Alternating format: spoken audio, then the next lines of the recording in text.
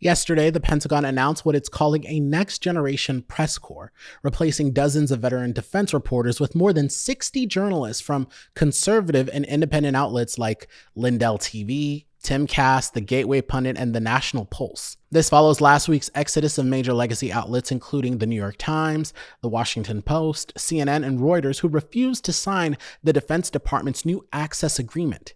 The policy, introduced by Defense Secretary Pete Hegseth, requires journalists covering the Pentagon to acknowledge that seeking or publishing unauthorized information, even if it is unclassified, could be considered a security violation. According to reporting from Reuters, The Guardian, and Time magazine, the new policy explicitly forbids reporters from soliciting leaks or publishing details about military operations without prior approval. The Pentagon says it's about ensuring truthful and responsible coverage and preventing the kind of leaks that officials claim have endangered missions and personnel in the past. But critics are calling it something else, a government-approved press corps. Media watchdogs and national security reporters warned that the changes effectively allowed the Department of Defense to control who gets access and what they're allowed to publish. The Guardian reports that more than a dozen senior correspondents who have covered the military for decades turned in their badges last week, calling the move an assault on press freedom. Still, inside the building, the tone is different. Pentagon officials insist this is about modernizing media relations and welcoming new voices, particularly smaller digital-first outlets that they say reflect the diversity of today's media landscape.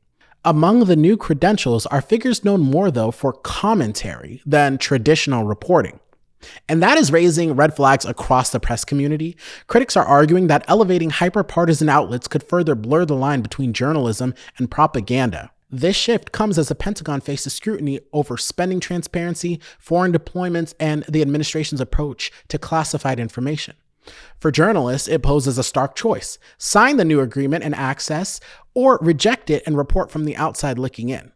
As one departing reporter told Reuters, quote, "When government decides which journalists are worthy of covering it, democracy loses." Independent media takes a lot of time and a lot of care, about 4 hours for every single story you see posted here. We don't have sponsors or big donors. All we have is that coffee affiliate link. So if you believe in the work that we are doing, please consider joining our community on Patreon, YouTube, Facebook, or TikTok, whatever is best for you.